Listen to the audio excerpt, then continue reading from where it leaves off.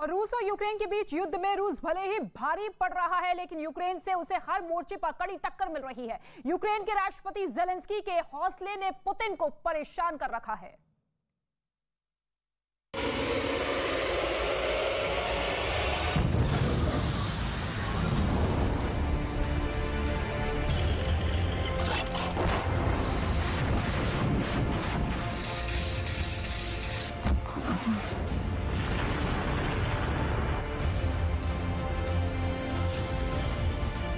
इन्हीं तस्वीरों में छिपे हैं वोलोदिमीर ज़ेलेंस्की के 11 फ्रंटियर। पहला फ्रंट रूस की सेना का चौतरफा अटैक।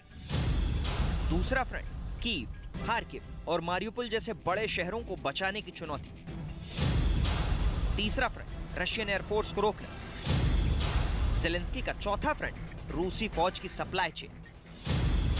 पांचवा फ्रंट यूक्रेन को बांटने वाली नदी नाइपर नदी से रूस को दूर रखना।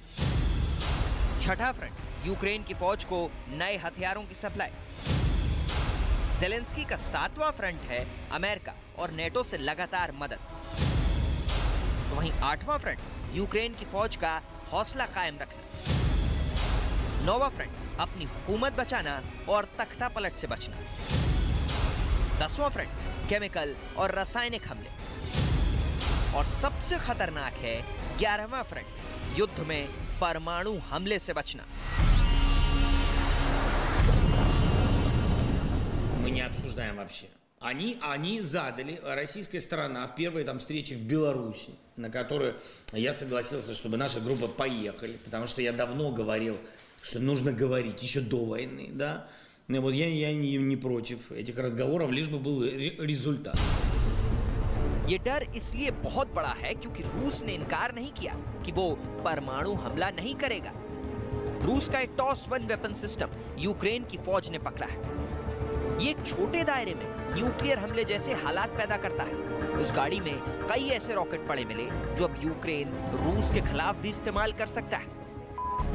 ये रॉकेट किस तरह की तबाही के लिए इस्तेमाल होते हैं, उसका छोटा सा ट्रेलर देखिए।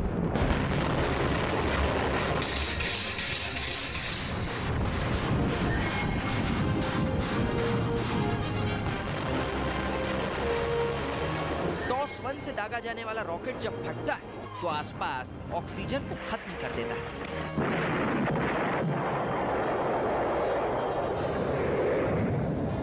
शॉकवेव ऐसी होती है कि बंकर में छिपा फौजी भी जिंदा नहीं बचता। इन हथियारों के इस्तेमाल को लेकर रूस की बहुत आलोचना हो रही है।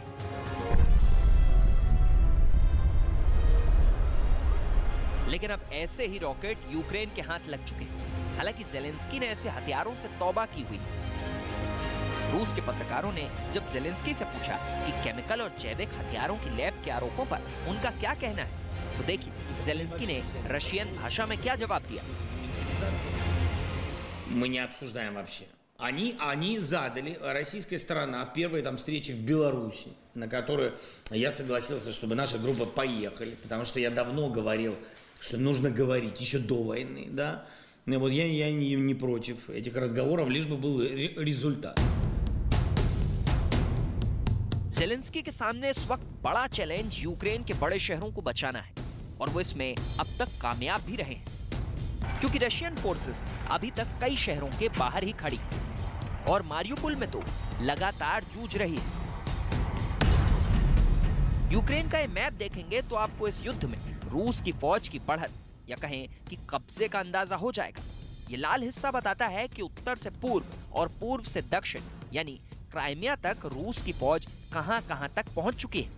लेकिन रशियन आर्मी के कंट्रोल में अब तक राजधानी कीव नहीं है, खार्किव नहीं है, मारियुपोल में लड़ाई जारी है और वहां बहुत ही खतरनाक युद्ध चल रहा है।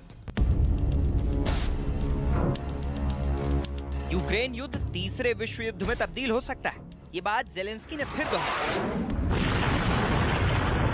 1 महीने से ज्यादा लंबे वक्त से जारी युद्ध में ज़ेलेंस्की अब कुछ थके हुए नजर आ रहे हैं और वो खुलेआम जाहिर कर रहे हैं कि रूस उन इलाकों से पीछे नहीं हटेगा जहां उसने कब्जा किया हुआ है। Хуже всего русскому языку сделал Владимир Владимирович Путин. Я считаю, непоправимый ущерб конечно же, люди будут стесняться за пределами России говорить в каких-то обществах иногда по-русски. Так и будет.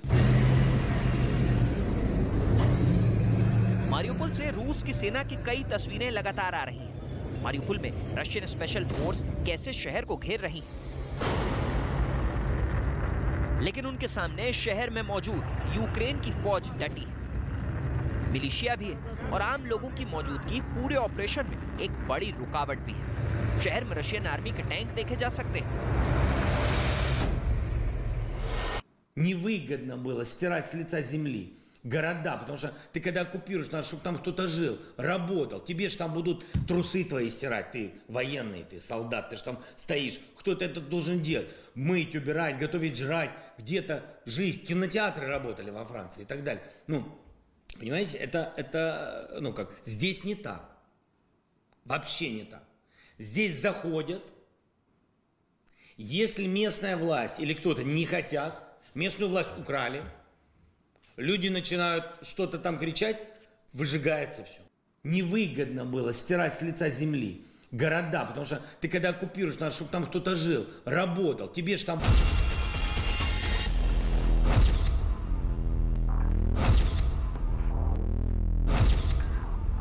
मारियुपोल इस वक्त 80% तबाह हो चुका है। कुछ ही पॉकेट बची जहां बमबारी नहीं हुई।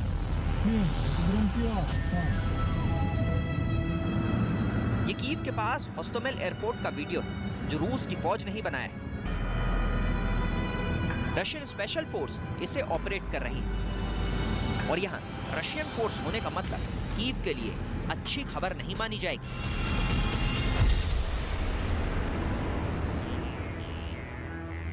अब कीव में 500 किलोमीटर दूर पश्चिम में पोलैंड बॉर्डर के पास लवीव में रूस की बॉम्बिंग भी तेज हो गई। रूसी फाइटर जेट लवीव को बराबर निशाना बना रहे हैं, यानी यूक्रेन का एयर डिफेंस अब पूरी तरह फेल हो चुका है। रूस की आर्टिलरी अटैक का शिकार लवीव की ऑयल टैंक बने। इन टैंकर से रूस के 3 रॉकेट टकराए और फिर सब धू धू कर जलने लगा। रूस के इस खतरे को देखते हुए शहर के 2 लाख लोग पोलैंड में जाकर पनाह लेने पर मजबूर हो गए। लवीव पश्चिमी यूक्रेन का बड़ा शहर है। पोलैंड में जब से अमेरिका के राष्ट्रपति का दौरा हुआ है, रूस ने लवीव पर अपने हमले बढ़ा दिए हैं। इस वक्त यूक्रेन की सेना पर कैसे पिन पॉइंट हमले हो रहे हैं, उनके वीडियो अब गौर से देखिए।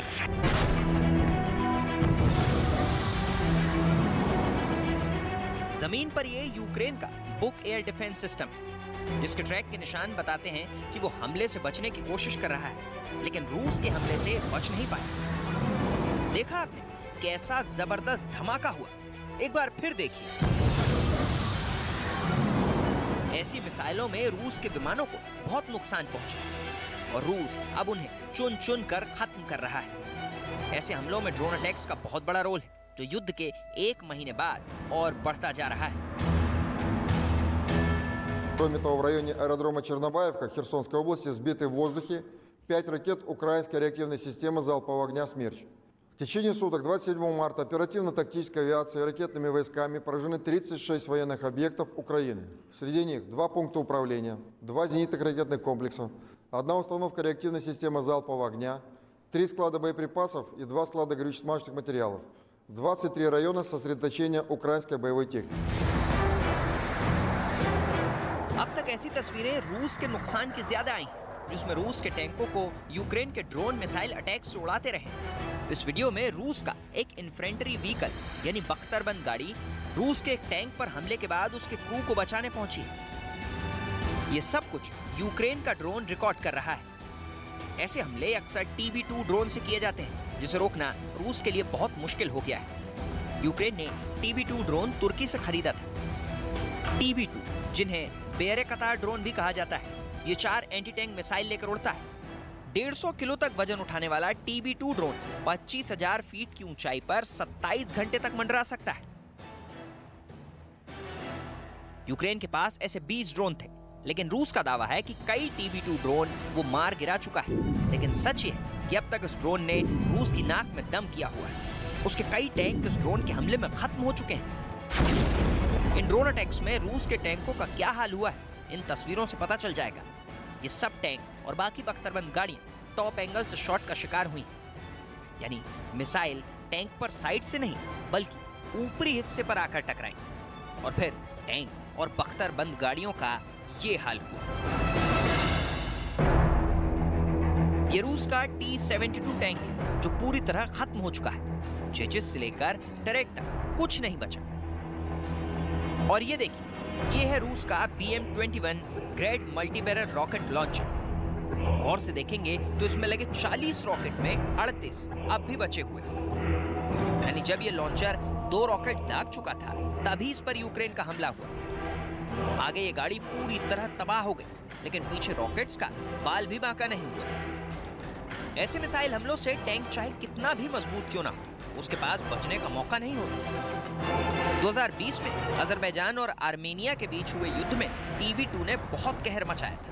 अजरबैजान की जीत के पीछे TB2 का सबसे बड़ा रोल था।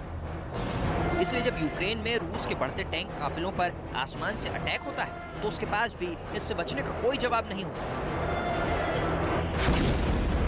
लेकिन टॉप एंगल शॉट को लेकर रूस का सबसे बड़ा डर TB2 ड्रोन ही नहीं, वो man portable anti tank missile भी हैं जिन्होंने रूस के सैकड़ों टैंकों को तबाह किया है। जब ये मिसाइल टैंक में घुसती हैं तो टैंक का ऐसा हश्र होता है कि क्रू के पास बचने का कोई मौका तक नहीं होता।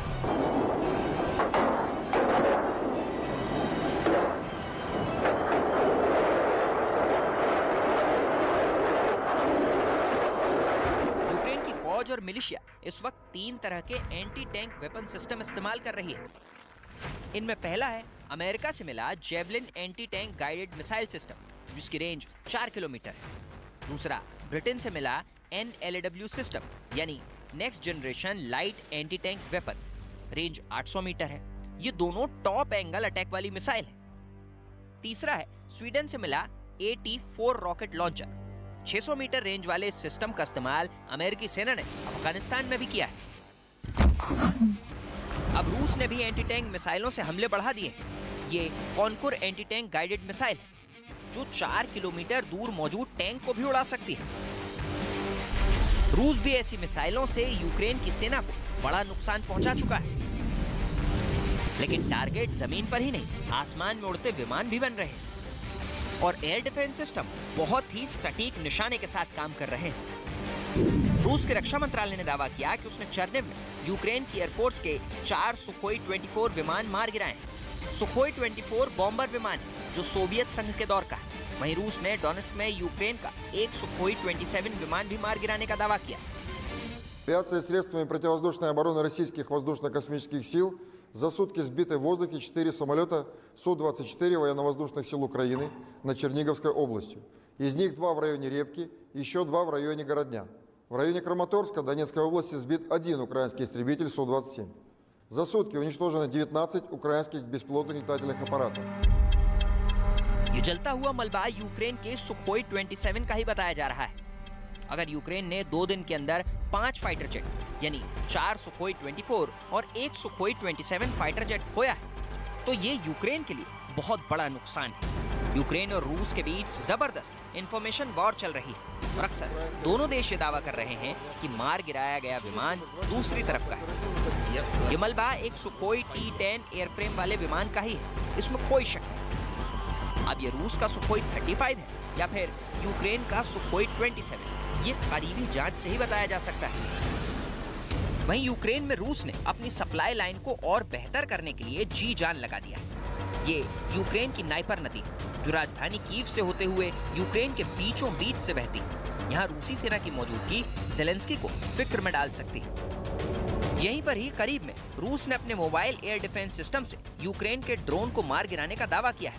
मिसाइल की लॉन्चिंग देखेंगे तो पाएंगे कि वो ड्रोन किस ऊंचाई पर उड़ते हुए रूसी फौज पर नजर रख रहा था या घात लगाकर हमले की तैयारी में था। अगर रूस इस ड्रोन को न गिराता तो यहाँ मौजूद टैंक और बख्तरबंद गाड़ियों का कुछ ऐसा हाल होता जो तस्वीरें हम आपको पहले भी दिखा चुके हैं। ऐसे ही टारगेटेड हमलों के जरिए यूक्रेन का दावा है कि वो रूस के 16 कमांडर मार चुका है, जिनमें 2 लेफ्टिनेंट जनरल रैंक के अधिकारी हैं जबकि 5 मेजर जनरल हैं। बाकी कर्नल और लेफ्टिनेंट कर्नल रैंक के अफसर भी हैं। इसलिए देखा जाए तो रूस की सेना को यूक्रेन में लगातार बड़ी चुनौतियां मिल रही हैं। उसके कई कमांडर इस जंग में मारे जा चुके हैं। ये रूस के लिए वाकई बहुत बड़ा नुकसान है और इतने बड़े अफसरों का मारा जाना उसकी मिलिट्री टैक्टिक्स पर भी सवाल उठाता है। यूक्रेन का दावा है कि उसने 16,000 से ज्यादा रूसी सैनिकों को मार गिराया, जबकि रूस ने माना है कि उसके 1,351 सैनिक अभी तक इस जंग में मारे गए हैं।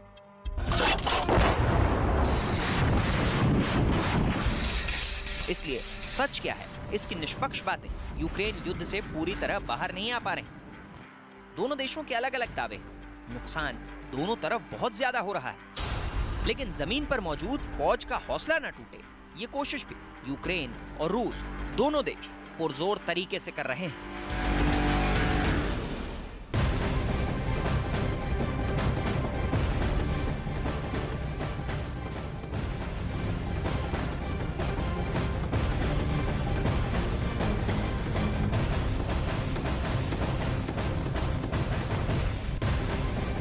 और इस वक्त एक बड़ी खबर आपको बता दें, बूचा नरसंहार से जुड़ी हुई ये बड़ी जानकारी सामने आ रही है। 163 शवों की पहचान करने का दावा किया गया है। बूचा में 320 लोगों की हत्या हुई थथी, ये खबर सामने आ रही है। रूस के सैनिकों पर हत्या का आरोप है। बूचा में जो नरसंहार हुआ उसको लेकर ये बड़ी जानकारी, बड़ी खबर कि 163 शवों की पहचान होने का दावा किया गया है। इसके साथ ही 320 लोगों की हत्या हुई थी बूचा में। अभी तक आंकड़ों को लेकर लगातार सवाल खड़े होते हुए नजर आ रहे थे और ऐसे में अब सीधे तौर पर 320 लोगों की हत्या हुई है, उन्हें मौत के घाट उतारा गया है। बूचा में जो नरसंहार हुआ है, जिसको लेकर सीधे तौर पर आरोप ज़ेलेंस्की पुतिन पर लगा रहे हैं कि रूस की सेना ने यहां पर कत्लेआम मचाया बूचा शहर में, क्योंकि 1 महीने से ज्यादा वक्त से लगातार रूस की सेना यहां पर मौजूद थी और ऐसे में जब वहां से हटी तो वहां पर कत्लेआम मचाने के बाद रूस की सेना इस इलाके को छोड़ती हुई नजर आई। 163 शवों की पहचान होने का दावा किया गया।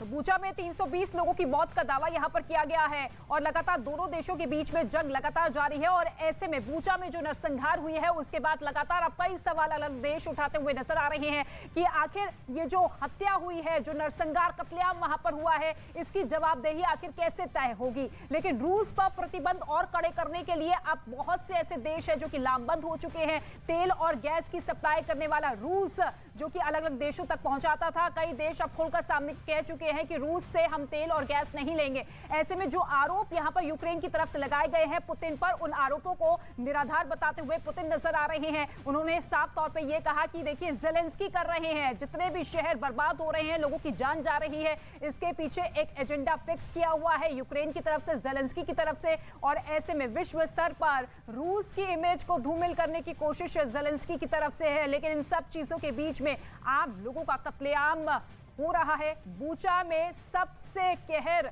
और सबसे रूह कपा देने वाली जो तस्वीरें सामने आई और उसके बाद ये खार्किव की तस्वीर आप देखिए, वहां पर किस तरीके से रिहायशी इलाकों को टारगेट करते हुए वहां पर आगजनी की गई और ऐसे में वहां पर अब बम बरसाने के साथ साथ रिहायशी इलाकों में जो आग लगी थी उन्हें बुझाने का काम लगातार जारी है। फायर फाइटर्स वहां पर मौजूद है जो कि पानी की बौछारों के जरिए उस आग को काबू करने की कोशिश करते हुए। और तस्वीरें आपने देखी कि किस तरीके से खार्किव में यहां का माहौल बना हुआ है। लेकिन इसके साथ ही बहुत से ऐसे शहर हैं जहां पर रूस की सेना इस वक्त छोड़ चुकी है, उन इलाकों को दूसरी तरफ शिफ्ट हो चुकी है। ये बड़े दावे यूक्रेन की तरफ से किए गए हैं। हालांकि राजधानी कीव पर पूरा होल्ड करने की कोशिश थी, लेकिन जब वहां से पलटवार यूक्रेन की तरफ से जबरदस्त मिला तो ऐसे में रूस की सेना अब पीछे हो चुकी है। तो दूसरी तरफ आप देखिए वो तमाम ऐसे महत्वपूर्ण शहर जहां पर इस वक्त यूक्रेन की पूरी आर्थिक व्यवस्था टिकी रहती है। खार्किव शहर जहां पर शुरुआती तौर में रूस की सेना ने कब्जे का दावा किया था, लेकिन अब स्थिति यहां पर कुछ ना कुछ बदलती हुई नजर आ रही है, क्योंकि बहुत से ऐसे इलाके खार्किव के जहां पर रूस की सेना को पीछे कर दिया गया है यूक्रेन की तरफ से। और इसके साथ ही काले धुएं का गुब्बार जो कि रूस की बमबारी की वजह से वहां से निकलकर सामने आई है और ऐसे में उस आग को बुझाने के लिए वहां पर फायर फाइटर्स मौजूद हैं और युद्ध स्तर पर रेस्क्यू ऑपरेशन भी लगातार जारी है। जो लोग वहां पर फंसे हुए हैं उन्हें निकालने का काम जारी है। तो दूसरी तरफ आप देखिए जो बाइडेन जो कि लगातार पुतिन के खिलाफ बयानबाजी कर रहे हैं, क्रूर तक बता चुके हैं पुतिन को और ऐसे में सख्त चेतावनी देते हुए उन्होंने कहा कि अगर पुतिन की सेना यहां पर नहीं रुकी तो ऐसे में फिर पश्चिमी देश भी खुलकर यूक्रेन का साथ देंगे। हालांकि मदद की पेशकश जरूर की गई है, कई देशों की तरफ से हथियारों की सप्लाई वहां पर पहुंचाई गई है, लेकिन जेलेंस्की और पुतिन के बीच में जो वार्ता को लेकर कयास लगाए जा रहे थे, क्योंकि इससे पहले भी आपने देखा था कि इस्तांबुल में जो दोनों देशों के प्रतिनिधिमंडल के बीच में बैठक हुई थी, उसके बाद ये उम्मीद जगी थी कि दोनों देशों के प्रमुख जो है बातचीत कर सकते हैं, लेकिन वो बातचीत नहीं हो पाई। और ऐसे में 6 हफ्ते बीत जाने के बाद, क्योंकि 40 से ज्यादा दिन हो चुके हैं और ये महायुद्ध थम नहीं रहा है, इसकी रफ्तार कम नहीं हो रही है, बमबारी, गोलेबारी, आगजनी लगातार जारी है और ऐसे में अब महत्वपूर्ण ठिकानों को निशाना बनाते हुए सबसे ज्यादा भीषण तबाही की तस्वीरें महत्वपूर्ण इलाकों से निकलकर सामने आ रही है, जो बेहद राजधानी कीव से सटे हुए हैं या फिर सीमा से सटे हुए हैं। क्योंकि कोशिश रूस की तरफ से यही है कि जब अलग अलग इलाकों पर कब्जा कर लिया गया है तो फिर ऐसे में हर एक जगह पर अपने देश का झंडा फहराया जाए।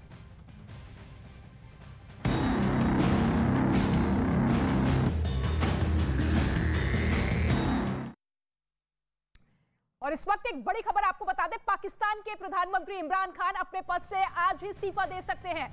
इस वक्त की बड़ी खबर मिल रही है, पाकिस्तान की संसद में कल इमरान सरकार के खिलाफ अविश्वास प्रस्ताव पर वोटिंग है और इससे पहले खबर है कि आज ही इमरान खान इस्तीफा दे सकते हैं। इस बात का दावा पंजाब के पूर्व गवर्नर ने किया है कि आज इमरान खान अपना इस्तीफा दे सकते हैं। कल सुप्रीम कोर्ट के हाथों जिस तरीके से फजीहत इमरान खान की हुई, तो ऐसे में वोटिंग से बचने के लिए इमरान खान आज इस्तीफा दे सकते हैं। पंजाब के पूर्व गवर्नर की तरफ से यह बड़ा दावा किया गया है। 4 दिन तक लगातार सुप्रीम कोर्ट की तरफ से सुनवाई चली और कल 8 बजे के बाद, रात 8 बजे के बाद जो फैसला आया सुप्रीम कोर्ट की तरफ से, उसने सीधे तौर पर इमरान खान की मुश्किलें बढ़ा दी है।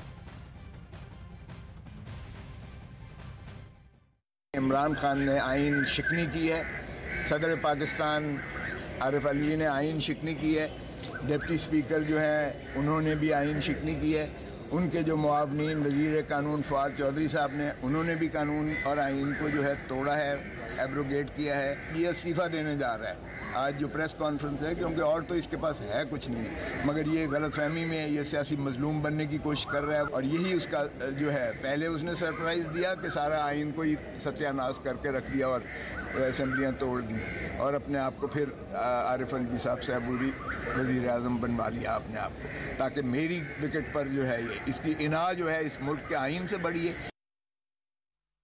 और इसके साथ ही एक और बड़ी खबर आपको बता दें, सियासी घमासान के बीच पाकिस्तान से बड़ी खबर सामने आ रही है। सुप्रीम कोर्ट के फैसले के बाद इमरान खान अपनी कानूनी टीम के साथ अहम बैठक कर रहे हैं। इस मीटिंग में आगे की रणनीति पर चर्चा हो रही है, वहीं मीटिंग में अविश्वास प्रस्ताव पर भी चर्चा होगी। सियासी संकट के बीच इमरान खान की ये महत्वपूर्ण बैठक, जिसमें आगे की रणनीति पर चर्चा हो रही है। अपनी कानूनी टीम के साथ इमरान खान बैठक कर रहे हैं, मीटिंग चल रही है इमरान खान की, जिसमें अविश्वास प्रस्ताव पर चर्चा होने की पूरी संभावना है, क्योंकि कल वोटिंग होनी है अविश्वास प्रस्ताव पर सुबह 10 बजे और ऐसे में सुप्रीम कोर्ट ने यह कह दिया है कि रात 10 बजे से पहले इस प्रस्ताव पर फैसला आना चाहिए। जो फैसला लिया गया था अविश्वास प्रस्ताव को जो खारिज किया गया था, उसे सुप्रीम कोर्ट असंवैधानिक बता चुका है, अनकॉन्स्टिट्यूशनल बता चुका है और इसके साथ ही संसद को बहाल कर दिया गया है। कल वोटिंग होनी है अविश्वास प्रस्ताव पर और ऐसे में अंक गणित में इमरान खान पूरी तरीके से कमजोर पड़ते हुए नजर आ रहे हैं, क्योंकि विपक्ष के पास इस बार देखिए 200 से ज्यादा बहुमत का आंकड़ा है और ऐसे में विपक्ष लगातार ये दावे कर रहा है कि इमरान सरकार संकट में घिरने के साथ साथ अब सत्ता पर काबिज होने के लायक नहीं है और ऐसे में आगे की रणनीति क्या कुछ होनी चाहिए इमरान खान की, इसको लेकर ये महत्वपूर्ण बैठक इमरान खान की चल रही है। अदिल इस वक्त हमारे साथ मौजूद है। अदिल, क्या कुछ अपडेट इस बैठक को लेकर, क्या कुछ संभावना, क्या कुछ निकल सकता है इस बैठक में इमरान खान के भविष्य के तौर पर?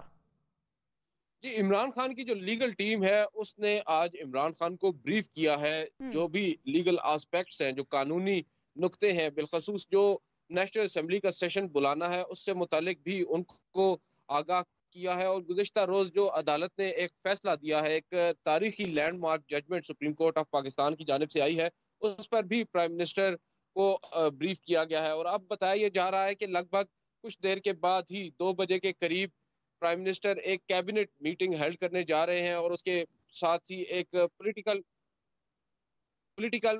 मीटिंग जो है वो भी करने जा रहे हैं। और साथ साथ ये बताया जा रहा है कि प्राइम मिनिस्टर आज एक खिताब करेंगे और और उसके साथ साथ ये भी कहा जा रहा है कि जो प्राइम मिनिस्टर हैं वो इस्तीफा दे देंगे, जैसा कि लतीफ खोसा ने अभी आपसे कुछ देर कबल मीडिया से गुफ्तगू की है। कराची में हाई कोर्ट के बाहर उन्होंने गुफ्तगू की। उन्होंने कहा है कि प्राइम मिनिस्टर इस्तीफा दे सकते हैं, अपना रेजिग्नेशन दे सकते हैं, मगर अभी कहना कुछ भी कबल अज वक्त है, क्योंकि इमरान खान जो है वो संबोधित करेंगे। इमरान खान इससे पहले भी कई बार देश को संबोधित कर चुके हैं, इमोशनल कार्ड खेल चुके हैं, तो आपको लगता है कि संबोधन से पहले ये बड़ा कदम उठाया जा सकता है या फिर सामूहिक इस्तीफा होगा उनके सांसदों का, उनके विधायकों का? जी, उनके करीबी लोग तो ये कह रहे हैं कि इस्तीफा नहीं होगा, बल्कि इमरान खान एक और सरप्राइज देंगे। और वो लोग आज भी बज़िद हैं कि इमरान खान पहले भी ठीक थे, आज भी ठीक है, और ना ही वो ये मानने को तैयार है कि इमरान खान ने एक कॉन्स्टिट्यूशन की खिलाफ वर्जी की है, आइन शिकनी की है, आइन तोड़ा है, जो कॉन्स्टिट्यूशन है उसको तोड़ा है। इस बारे में वो बिल्कुल भी ये बात मानने को तैयार नहीं, बल्कि सुप्रीम कोर्ट को ही वो इल्जाम दे रहे हैं जो पीटीआई के वर्कर्स हैं। अब देखना यह है कि इमरान खान आज क्या अपना खिताब करेंगे। बताया यही जा रहा है कि इमरान खान एक कमीशन जो है वो तश्कील देंगे, और उस कमीशन में हो सकता है जो फॉरेन जो एक कॉन्स्पिरेसी का इमरान खान कह रहे हैं, उस हवाले से एक जो इन्वेस्टिगेटिव टीम है वो बना दी जाए। लेकिन जो जहां तक बात है नो कॉन्फिडेंस मोशन की, तो वो तो अब तय हो चुका है कि इमरान खान के खिलाफ कामयाब तकरीबन हो चुकी है और इमरान खान को अब घर जाना होगा। अब देखना यह है कि इमरान खान घर जाकर लौटेंगे आपके पास, और लगातार वोटिंग से बचते हुए भी इमरान खान नजर आ रहे हैं। लेकिन इसके साथ ही एक बड़ी खबर आपको बता दें, पाकिस्तान में अविश्वास प्रस्ताव खारिज होने के फैसले को सुप्रीम कोर्ट ने असंवैधानिक करार दिया है, जिसके बाद सियासत और तेज हो गई है। इमरान खान ने आज कैबिनेट और संसदीय समिति की बैठक बुलाई है। साथ ही इमरान खान आज शाम को पाकिस्तान की जनता को फिर से संबोधित करेंगे।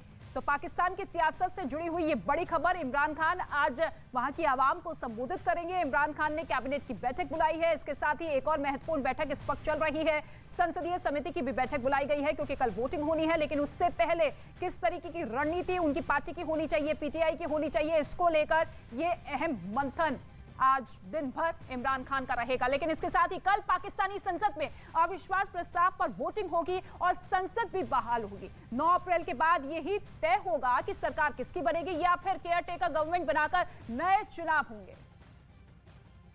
तो कल पाकिस्तान संसद में अविश्वास प्रस्ताव पर वोटिंग होनी है। इसके साथ ही संसद बहाल कर दी गई है।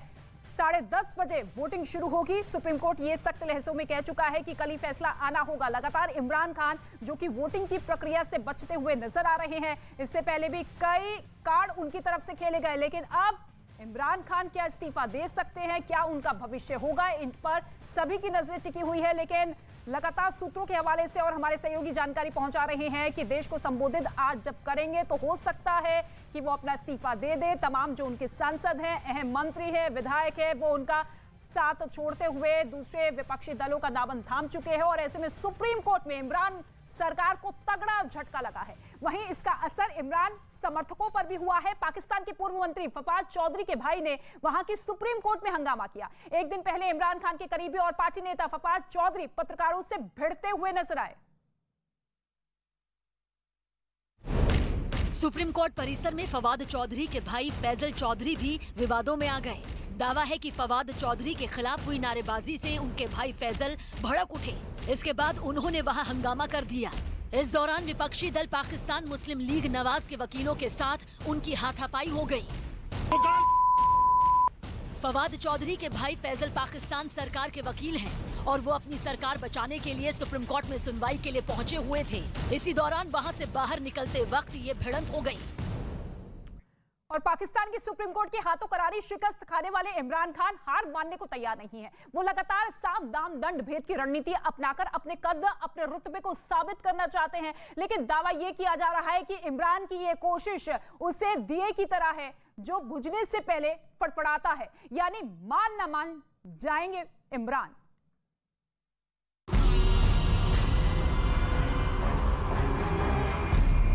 सुप्रीम कोर्ट की बॉलिंग से clean bowled Imran. National assembly की बहाली से फेल हुआ नियाजी का दांव। मान न मान जाएंगे इमरान। माशाअल्लाह ऐसे शख्स से निजात मिली है। इमरान खान को सत्ता का मोह इस कदर भाया है कि वो आखिरी वक्त तक संघर्ष का ऐलान कर रहे हैं, और ऐसा इसलिए क्योंकि अविश्वास प्रस्ताव के दौरान जिस सियासी दांव को उन्होंने विपक्ष पर अपनाया वो दांव सुप्रीम कोर्ट के फैसले के बाद फेल हो चुका है। हालांकि अभी भी इमरान आखिरी वक्त तक संघर्ष का दावा कर रहे हैं। दावा किया जा रहा है कि हर पैतरा अपनाने वाले इमरान इस बार भी कोशिशों के दिए से अपना घर रोशन करना चाहते हैं। बताया जाता है कि इस बार इमरान की पार्टी पीटीआई के सांसदों और विधायकों के सामूहिक इस्तीफे का ऐलान हो सकता है। अपनी शिकस्त से तिलमिलाए इमरान की पार्टी देश भर में जोरदार प्रदर्शन कर सकती है। नई सरकार पर दबाव बनाने के लिए इमरान की पार्टी आक्रामक रुख अख्तियार कर सकती है। यही नहीं, इमरान खान की पार्टी कोर्ट जाने की तैयारी कर रही है ताकि सरकार को गिराने की विदेशी साजिश की जांच करने के लिए एक आयोग बनाया जा सके। माशाल्लाह ऐसे शख्स से निजात मिली है जिसने पाकिस्तान को बिल्कुल मुआशी तौर पे तबाह बर्बाद किया है, पाकिस्तान के आम आदमी को भूखा मार दिया है और पाकिस्तान को बिल्कुल कंगाल करके रख दिया है और पाकिस्तान को एक अपना बहुत ही ऐसी जगह पे पहुंचा दिया जहां कभी तसव्वुर नहीं हो सकता। दरअसल सुप्रीम कोर्ट के अविश्वास प्रस्ताव को खारिज किए जाने के स्पीकर के फैसले को रद्द करने के बाद नई सरकार के बनने का रास्ता साफ हो गया है। कल इसी को लेकर संसद में अविश्वास प्रस्ताव लाया जाएगा, जिसमें इमरान को 172 सीटों वाला जादुई आंकड़ा साबित करना होगा। लेकिन नंबर गेम में अभी तक पीछे चल रहे इमरान खान के लिए संभावनाओं का कोई दरवाजा खुलता दिखाई नहीं दे रहा है। यही वजह है कि पाकिस्तान में शहबाज शरीफ के रूप में केयर टेकर सरकार का गठन हो सकता है। पाकिस्तान के 22 करोड़ अवाम की दुआएं जो है रब ताला ने कबूल की हैं और अदालत उज़्मा ने एक ऐसा फैसला दिया है जिससे कि न सिर्फ पाकिस्तान का जो आइन है वो बच गया है, पाकिस्तान बच गया है।